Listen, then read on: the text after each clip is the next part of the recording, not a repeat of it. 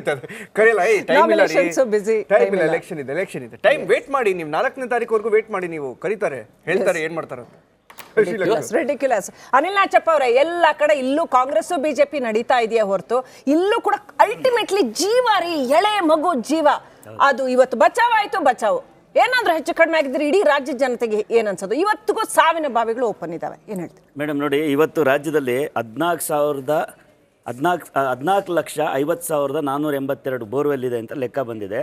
ಪ್ರತಿ ತಿಂಗಳಿಗೆ 5,000 ಹೊಸ ಬೋರ್ವೆಲ್ಗಳನ್ನ ಇವತ್ತು ಕೊರಿತಾ ಇದ್ದಾರೆ. ಅದರಲ್ಲಿ 40% ಬೋರ್ವೆಲ್ಗಳು ನೀರು ಸಿಗದಲೆ ಬೋರ್ವೆಲ್ಗಳು ಡೇಂಜರಸ್ಸು. ಯಾಕಂದರೆ ತುಂಬ ಹಾಳಕ್ಕೆ ಹೋಗುತ್ತೆ. ಅದು ನೀರು ಸಿಕ್ಬಿಟ್ರೆ ಏನು ಮಾಡ್ತಾರೆ, ನಿಲ್ಲಿಸ್ಬಿಡ್ತಾರೆ.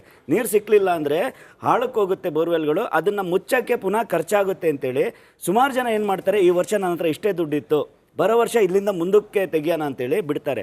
ಆದರೆ ಸರ್ಕಾರದಲ್ಲಿ ಇದರಲ್ಲಿ ಏನಾಗುತ್ತೆ ಅಂದರೆ, ಇದನ್ನು ನಾವು ಲೈನ್ ಕೆಳಗಿಂದ ಬರಬೇಕು. ಯಾವುದರಿಂದ? ಗ್ರಾಮ ಪಂಚಾಯಿತಿ, ಜಿಲ್ಲಾ ಪಂಚಾಯಿತಿ, ಈ ಲೆವೆಲ್ಗಳಲ್ಲಿ ಇವುಗಳ ಬಗ್ಗೆ ಮಾನಿಟ್ರ್ ಮಾಡಿಕೊಂಡ್ರೆ. ಮತ್ತು ನೋಡಿ, ಯಾವುದೇ ಬೋರ್ವೆಲ್ ತೆಗೆಯೋದಕ್ಕೆ ಪರ್ಮಿಷನ್ ಇಲ್ಲದೆ ಬೋರ್ವೆಲ್ಗಳು ಬೆಂಗಳೂರು ಅಂತ ನಗರಗಳಲ್ಲಿ ತೆಗಿತಾ ಇದ್ದಾರೆ. ಹಳ್ಳಿಗಳಲ್ಲಿ ಬಿಟ್ಬಿಡಿ, ಬೋರ್ವೆಲ್ ಲಾರಿ ಬರುತ್ತೆ, ನಾಳೆ ಇವ್ರದ್ದು ಯಾವುದೋ ಬೋರ್ವೆಲ್ ತೆಗಿತಿರ್ತಾರೆ, ಇಲ್ಲಿ ಸಕ್ಸಸ್ ಆದಮೇಲೆ ಪಕ್ಕದಲ್ಲಿ ಇನ್ನೊಂದು ಬೋರ್ವೆಲ್ ತೆಗಿತಾರೆ. ಆಮೇಲೆ ಈ ಪ್ರಕರಣ ಏನಾಗಿದೆಯಲ್ಲ, ಇದು ಸ್ವಂತ ಭೂಮಿ ಇರೋ ಜಾಗದಲ್ಲಿ ಅವ್ರದ್ದೇ ಸ್ವಂತ ಬೋರ್ವೆಲಲ್ಲಿ ಏನು ಮಾಡಿದ್ರು ಅವರು, ಏನು ಈ ಬಾವಿ ಒಳಗೆ ಏನೋ ಇದನ್ನು ಹೊಸದಾಗಿ ಒಂದು ಮೋಟ್ರ್ ಅಳವಡಿಸ್ಕೊಡೋಕ್ಕೆ ಹೋಗಿದ್ರಂತೆ. ಅಲ್ಲಿ ಮಗು ಹೋಗಿ ಅಪ್ಪ ಇದ್ದಾಗಲೇ ಬಿದ್ದಿರೋದು. ತಂದೆ ಇದ್ದಾಗಲೇ ಮಗು ಬಿದ್ದಾಗ ಇಷ್ಟು ದೊಡ್ಡ ಇದಾಗಿದೆ. ಮಕ್ಕಳು ಎಲ್ಲೆಲ್ಲೋ ಆಟ ಆಡ್ತಿರ್ತಾರೆ ಹಳ್ಳಿಗಳಲ್ಲಿ, ಹೋಗಿ ಬಿದ್ದರೆ ಯಾರು ನೋಡ್ತಾರೆ? ಎಷ್ಟೋ ಮಕ್ಕಳುಗಳು ನಮ್ಮ ಟಿ ವಿ ಚಾನೆಲ್ಗಳಿಗಾಗಲಿ ನಮಗಾಗಲಿ ಇವತ್ತು ತನಕ ಗೊತ್ತಿಲ್ಲದಲೇ ಸುಮಾರು ಮಕ್ಕಳುಗಳು ಸತ್ತೋಗಿದ್ದಾವೆ. ಇನ್ನೊಂದು ವಿಷಯ ನಿಮ್ಮ ಬಗ್ಗೆ ನಾನು ಹೇಳಬೇಕು. ಆನೆ ಅರ್ಜುನ ಸತ್ತಾಗಲೂ ಸಹ ನೀವು ಇದೇ ಥರ ಒಂದು ರಿಪೋರ್ಟ್ ಮಾಡಿದ್ರೆ, ಅವತ್ತು ನಾವು ರಾಜಕೀಯ ವಿಶ್ಲೇಷಕರು ಮಾತಾಡಿದ್ವಿ, ನಾವೇನು ಇಲ್ಲಿ ಕೆಲಸ ಮಾಡೋದಿರುತ್ತೆ ಅಂತ. ಇವತ್ತು ಇದೇ ವಿಷಯ ನಾನು ಬರೋಕ್ಕಿಂತ ಮೊದಲು ಮಾತಾಡಿದ್ರು. ಅದೇ ಮಾತಾಡೋಕ್ಕೆ ತುಂಬ ವಿಷಯ ಇದರಲ್ಲಿದೆ. ಯಾಕಂದರೆ ಎಲೆಕ್ಷನ್ ಆಗ್ತಿರುವ ಸಮಯದಲ್ಲಿ ವಿಜಯಪುರ ಅಂತ ಗ್ರಾಮ ನೋಡಿ, ವಿಜಯಪುರ ಕಲಬುರಗಿ ಇಂಥ ಜಾಗಗಳಲ್ಲಿ ಇವತ್ತು 44 ಡಿಗ್ರಿ ಸೆಲ್ಸಿಯಸ್ಸು ನೆತ್ತಿ ಮೇಲ್ಗಡೆ ಬಿಸಿ ಇದಾಗಿದೆ. ಎಲ್ಲೂ ಮಳೆ ಆಗಿಲ್ಲ. ಜನಗಳು ತತ್ತರಿಸೋಗಿದ್ದಾರೆ. ನೀರಿಗಾಗಿ ಹಾಹಾಕಾರ ಉಂಟಾಗಿದೆ. ಅವ್ರ ಅಪ್ಪ ಮಾಡಿರೋ ತಪ್ಪು ಅಂತ ಹೇಳ್ತಾ ಇಲ್ಲ. ಯಾಕೆಂದರೆ ನೀರಿಗೋಸ್ಕರ ಗದ್ದೆಗಳು ಎಲ್ಲ ಒಣಗೋಗ್ತಾ ಇದೆ. ಇವತ್ತು ರಾಜ್ಯ ಸರ್ಕಾರ ಯಾವುದೇ ಎರಡೂ ಪಕ್ಷಗಳಾಗಿರ್ಬೋದು, ಇವತ್ತು ಈ 10 ವರ್ಷದಲ್ಲಿ ಬಿ ಜೆ ಪಿನೂ ಇತ್ತು, ಜನತಾದಳನೂ ಇತ್ತು, ಕಾಂಗ್ರೆಸ್ ಸರ್ಕಾರನೂ ಇತ್ತು. ಇವ್ರುಗಳು ಏನು ಮಾಡಿದ್ದಾರೆ ಅಂದರೆ, ಈ ಎಲೆಕ್ಷನ್ ಸಮಯದಲ್ಲಿ ಇವತ್ತು ನಾಳೆ ಹೋಗಿ ಸಾಂತ್ವನ ಹೇಳ್ತಾರೆ, ಮಗುಗೊಂದು 10 ಲಕ್ಷ ದುಡ್ಡು ಕೊಟ್ಬಿಡ್ತಾರೆ, ಇಲ್ಲ ಏನೋ SDRF MDRF ಅವುಗಳಿಗೆ ಪ್ರೈಸ್ಗಳನ್ನ ಕೊಡ್ತಾರೆ. ಆದರೆ ಮಾಡಬೇಕಾಗಿರೋದೇನು ಅಂದರೆ, ಇಂಥ ಬೋರ್ವೆಲ್ಗಳು ತೆಗೆಯುವಾಗ ಪರ್ಮಿಷನ್ ಕೊಟ್ಟಿರ್ತಾರಲ್ಲ, ಯಾರು ಪರ್ಮಿಷನ್ ಕೊಟ್ಟ, ಇದನ್ನು ಮುಚ್ಚಿದಾರೋ, ಇಲ್ಲ ಬೋರ್ವೆಲ್ ತೆಗೆದು ಎಷ್ಟು ದಿನಗಳಲ್ಲಿ ಇದಕ್ಕೆ ಮೋಟ್ರ್ ಅಳವಡಿಸಿದ್ದಾರೆ, ಪೈಪ್ಗಳನ್ನ ಎಷ್ಟು ದಿನದಲ್ಲಿ ಅಳವಡಿಸಿದ್ದಾರೆ ಅನ್ನೋದನ್ನ ಯಾವುದೇ ಲೆಕ್ಕಾಚಾರಗಳಿಲ್ಲ. 14,56,355 ಏನು ಬೋರ್ವೆಲ್ಗಳಿದೆ, ಇವುಗಳ ಮಾಹಿತಿನೇ ಇಲ್ಲ. ಇವತ್ತು ನಾವುಗಳು ಹುಡುಕಿ ತೆಗೆದಿರೋದು. ಈಗ ಟಿ ವಿ ಚಾನೆಲ್ಗಳಾಗಿರ್ಬೋದು, ನಾವುಗಳು ಇವುಗಳಲ್ಲಿ ಎಲ್ಲೆಲ್ಲಿದೆ ಅಂತ ತೆಗೆದಿದ್ದೀವಿ. ಕಾಂಗ್ರೆಸ್ ಸರ್ಕಾರದವರಿಗೆ 4 ಜನಕ್ಕೆ ಯಾರಿಗಾರು ಕೇಳಿದರೆ ನಾವು ಒಟ್ಟಿಗೆ ಇರ್ಬೋದು. ಈಗ ಇಂಡಿಯಾ ಮೈತ್ರಿಕೂಟದಲ್ಲಿ ನಾನು ಅವ್ರಿಗೆ ಹೇಳ್ತಾ ಇದ್ದೀನಿ, ಯಾರಿಗೂ ಸರ್ಕಾರಗಳಲ್ಲಿ ಇದ್ರ ಬಗ್ಗೆ ಗೊತ್ತಿಲ್ಲ. ಯಾವುದಾದ್ರೂ ಈ ಥರ ಆಚಾರ ಏನಾದರೂ ಆದಾಗ, ಏನಾದರೂ ಮರಣ ಹೊಂದಿದಾಗ ಮಾತ್ರ. ಇವತ್ತು ಇನ್ನೊಂದು ವಿಷಯ, ಆ ಮಗು ತೀರ್ಕೊಂಡ್ಬಿಟ್ಟಿದ್ರೆ ಇನ್ನೂ ದೊಡ್ಡ ರಾಜಕೀಯಗಳು ಇದರಲ್ಲಿ ಮಾಡೋಕ್ಕೆ ಹೋಗ್ತಿರೋರು. ಇವಾಗ ಆ ಮಗು ತೀರ್ಕೊಂಡಿಲ್ಲ, ಉಳಿದು ಬಂದಿದೆ. ಅದು ಎಲ್ಲರಿಗೂ ಇವತ್ತು ಸಂತೋಷ ಕೊಡುವಂಥ ವಿಷಯ. ಇಂಥದ್ದು ಮುಂದಿನ ದಿನಗಳಲ್ಲಿ ಆಗಬಾರ್ದು. ಇದನ್ನು ನಾನು ಹೇಳ್ತೀನಿ ಮೇಡಮ್. ಓಕೆ, ಹಾಗೆಯೇ ರಮೇಶ್ ಗೌಡ ಅವ್ರು ಏನು ಹೇಳೋದಕ್ಕೆ ಬಯಸ್ತೀರಿ? ನನ್ನ ಪ್ರಶ್ನೆ ಇರುವಂಥದ್ದು, ಹಿಂದೆ ಬೇಕಾದಷ್ಟು ಮಾರ್ಗಸೂಚಿಗಳಿದ್ದಾವೆ. ಬೋರ್ವೆಲ್ ಹೆಂಗೆ ಕೊರಿಬೇಕು, ಅಥವಾ ಅದಕ್ಕೆ ಜಿಲ್ಲಾಧಿಕಾರಿ ಹತ್ರ ನೋಂದಣಿ ಆಗಿರಬೇಕು. ಅದನ್ನ ಅಕಸ್ಮಾತ್ ಈ ಥರದ ಘಟನೆಗಳು ನಡೆದಾಗ ಇಮಿಡಿಯೇಟ್ಲಿ PDO AE ಉಪತಹಶೀಲ್ದಾರ್ ಇದರಲ್ಲಿ ಯಾರನ್ನಾದ್ರೂ ಇಮಿಡಿಯೇಟಾಗಿ ಹೊಣೆಗಾರಿಕೆ ಮಾಡ್ಬೋದು. ಹೈಕೋರ್ಟು ಸುಪ್ರೀಂ ಕೋರ್ಟು ಎಲ್ಲ ನಿರ್ದೇಶನ ಇದೆ, ಯಾವುದು ಇಂಪ್ಲಿಮೆಂಟ್ ಆಗ್ತಿದೆ? ಎಲ್ಲ ಪೇಪರ್ ಮೇಲಿದೆ, ಯಾವುದು ಇಂಪ್ಲಿಮೆಂಟ್ ಆಗಿಲ್ಲ. ಮೊಟ್ಟ ಮೊದಲ ಬಾರಿಗೆ ನಾನು ರಿಪಬ್ಲಿಕ್ ಕನ್ನಡ ಟಿವಿಗೆ ನಾನು ಅಭಿನಂದನೆ ಸಲ್ಲಿಸ್ತೀನಿ. ಕಾರಣ ಏನಂದರೆ, ಕಳೆದ 2-3 ತಿಂಗಳಿಂದ ವಿದ್ಯುತ್ ಅವಘಡದ ಬಗ್ಗೆ, ಎಲ್ಲ ಓಪನ್ ವೈರ್ಗಳ ಬಗ್ಗೆ ತುಂಬ ಸಾಕಷ್ಟು ಕೆಲಸ ಮಾಡಿದ್ರಿ. ಇವತ್ತು ಕರಿಯರದು ಬಿಳಿಯರದು ಸಾಮ್ರಾಜ್ಯವು ಆವೇಗ ಸುಲಿಗೆ ಮಾತ್ರ ರೈತಂಗೆ ಅಂತ ಒಂದು ಮಾತನ್ನು ಕುವೆಂಪುರವ್ರು ಹೇಳ್ತಾರೆ. ಹಾಗೆ ಇವತ್ತು ರೈತರಿಗೆ ಬಹಳ ತುಂಬ ಕಷ್ಟವಾದಂಥ ವಿಚಾರ.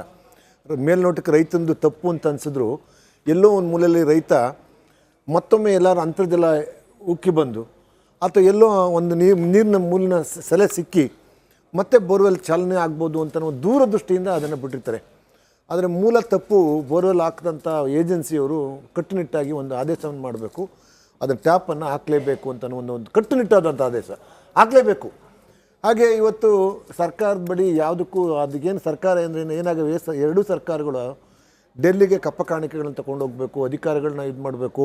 ಕಾವೇರಿ, ಕೃಷ್ಣೆ ಆಗ್ಬೋದು, ಮೇಕೆದಾಟ ಆಗ್ಬೋದು, ಯಾವುದೇ ವಿಚಾರಕ್ಕೆ ಅವ್ರಿಗೆ ತಲೆ ಹೋಗೋದಿಲ್ಲ.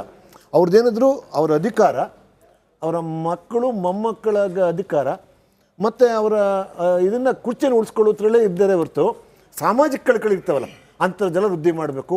ಇವತ್ತು ಯಾರೋ ಕಾರ್ ವಾಶ್ ಮಾಡೋದಕ್ಕೆ ಹೋದವ್ರಿಗೆ ಇಬ್ಬರಿಗೆ ಫೈನ್ ಹಾಕಿದ್ದಾರೆ. ಆದರೆ ಎಷ್ಟು ಮನೆಗಳಿಗೆ ಇವರು ಮಳೆ ನೀರು ಸಂಗ್ರಹ ಮಾಡ್ತೀವಿ ಅಂತ ಅನ್ನೋ ಯೋಚನೆ ಮಾಡುವಂಥ ಕಾನೂನುಗಳಿದೆ. ಅದ್ಯಾಕೆ ಮಾಡಲಿಲ್ಲ ಅಂತೇಳಿ BBMP ಅವರು ಲೈಸೆನ್ಸ್ ಕೊಡಬೇಕಾದ್ರೆ ಯೋಚನೆ ಮಾಡಲಿಲ್ಲ.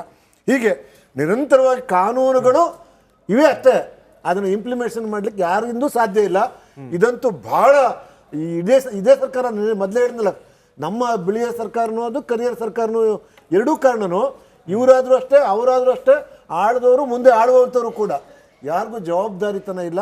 5 ವರ್ಷ ನಾನು ಹೆಂಗೆ ಆಳಬೇಕು, ಆ ಕುರ್ಚಿನ ಹೆಂಗೆ ಉಳಿಸ್ಕೋಬೇಕು, MLAಗಳನ್ನ ಹೆಂಗೆ ಇಟ್ಕೋಬೇಕು, ಮತ್ತಾರಿಗೆ 200 ಕೊಡ್ಬೇಕಾ 300 ಕೊಡ್ಬೇಕಾ ರ್ಯಾಲಿಗೆ, ಈ ಥರದ ಚಿಂತನೆಗಳಿದ್ದಾರೆ ಹೊತ್ತು ಈ ನಾಡಿನ ಬಗ್ಗೆ ಸ್ಪಷ್ಟವಾಗಿ ಯಾವುದೇ ರಾಜಕಾರಣ. ನಿರಂಜನ್ ಸರ್, ಕನ್ನಡದಲ್ಲಿ ಒಂದು ಗಾದೆ ಇದೆ, ಈ ಬೆಕ್ಕಿನ ಕೊರಳಿಗೆ ಗಂಟೆ ಕಟ್ಟೋರು ಯಾರು ಅಂತ. ಎಲ್ಲೆಲ್ಲ ಓಡೋಗತ್ತೆ ಬೆಕ್ಕು, ಯಾರು ಗಂಟೆ ಕಟ್ಟಕ್ಕೆ ರೆಡಿ ಇಲ್ಲ. ಫಸ್ಟ್ ಆಫ್ ಆಲ್ ನನ್ನ ಸರ್ ಅಂತ ಕರಿಬಿರಿ ಪ್ಲೀಸ್.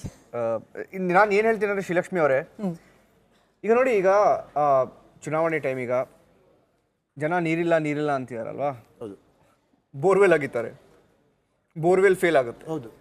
ಇನ್ನೊಂದಾಗಿದ್ದಾರೆ, ಫೇಲ್ ಆಗುತ್ತೆ. ಟ್ಯಾಂಕರ್ ಕರೀತಾರೆ, ಟ್ಯಾಂಕರ್ ಮಾಫಿಯಾ ಬರುತ್ತೆ. ಹೌದು ಅಲ್ವಾ?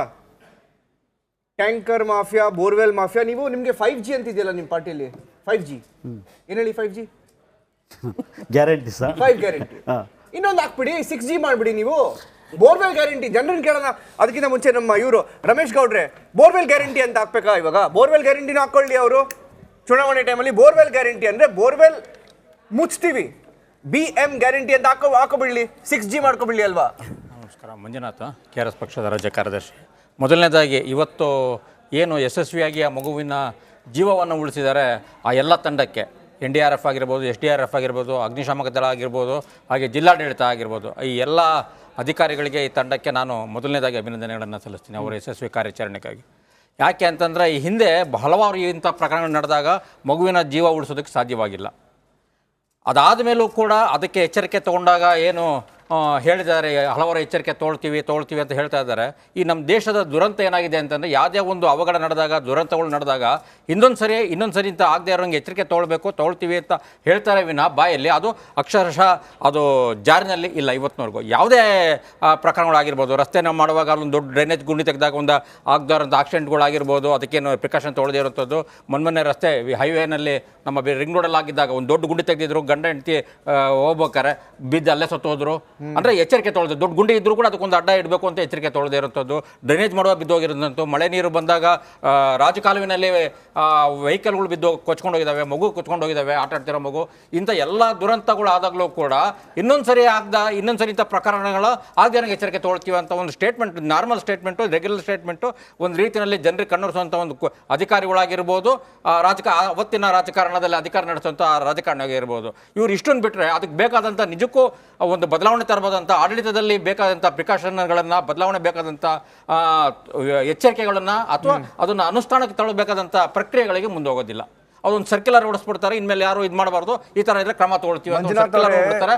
ಅದಾದ್ಮೇಲೆ ಅದನ್ನ ಆಗ್ತಾ ಇದೆಯಾ ಇಲ್ಲ ಅನ್ನೋದು ಅದ್ರ ಬಗ್ಗೆ ಒಂದು ಮಾಸಿಕ ವರದಿ ನಡೆಸ್ತಾರೆ. ಪ್ರತಿ ಒಂದು ಜಿಲ್ಲೆನಲ್ಲೂ ಕೂಡ ಒಂದು ಮಾಸಿಕವಾದಂತ ರಿಪೋರ್ಟ್ ನಡೀತಾ ಅಂದ್ರೆ ಅಧಿಕಾರಿಗಳು ಇದು ಅದರಲ್ಲಿ ಇವೆಲ್ಲ ಬರಬೇಕಾಗುತ್ತೆ. ಎಷ್ಟು ಕೊಳವೆ ಇದಾವೆ, ಎಷ್ಟು ಮುಚ್ಚಿದ್ದಾರೆ, ಎಷ್ಟು ನೀರಲ್ಲಿದೆ, ಎಷ್ಟು ಸಂಪೂರ್ಣ ನಾಶವಾಗಿರುವಂತ ಅಂದ್ರೆ ನೀರು ಬರದೇ ಇರುವಂತದ್ದು, ಬತ್ತೋಗಿರುವಂತವು ಎಷ್ಟಿದಾವೆ, ಇವೆಲ್ಲವೂ ವರದಿಗಳಲ್ಲಿ ಇರ್ತಾವೆ, ಅಲ್ಲಿ ಕೊಡಬೇಕು. ಪ್ರತಿ ತಾಲೂಕಿನಲ್ಲಿ ನಡೀತಾ ಇರ್ತದೆ. ಅಷ್ಟೆಲ್ಲ ಆದ್ರೂ ಕೂಡ ಈ ಎಲ್ಲ ಅಂಕಿಅಂಶಗಳು ಅಧಿಕಾರಿಗಳ ಇದರಲ್ಲಿ ಬರೋದೇ ಇಲ್ಲ. ಯಾಕಂದ್ರೆ ಇದರಲ್ಲಿ ಒಂದ್ಸರಿ ನೀರು ಬಂದಿಲ್ಲ ಅಂದ್ರೆ ಅದ್ರಲ್ಲಿ ಏನು ಇರಲ್ಲ, ಅವರಿಗೆ ಏನು ಫಾಯ್ದೆ ಇರಲ್ಲ ವೈಯಕ್ತಿಕವಾಗಿ. ನಿಮಗೆ ಒಂದು ಚಿಕ್ಕ ಒಂದು ಶಾಕಿಂಗ್ ಸ್ಟೇಟ್ಮೆಂಟ್, ಶಾಕಿಂಗ್ ಫ್ಯಾಕ್ಟ್ ಇದೆ. ಒಂದು ಚಿಕ್ಕ ಪುಟ್ಟ ವಿರಾಮ, ಬ್ರೇಕ್ ತಗೊಂಬರೋಣ. ಪಬ್ಲಿಕ್ ಒಪಿನಿಯನ್ ಕೂಡ ನಮ್ಮ ಸ್ಟುಡಿಯೋಲಿ ಇವತ್ತು ಪಬ್ಲಿಕ್ ಒಪಿನಿಯನ್ ಕೂಡ ನಾವು ಓಪನ್ ಅಪ್ ಮಾಡ್ತಿದ್ದೀರಿ, ನೀವು ಕೂಡ ಕರೆ ಮಾಡ್ಬೋದು. ಚಿಕ್ಕ ಬ್ರೇಕ್, 2 ನಿಮಿಷದಲ್ಲಿ ವಾಪಸ್.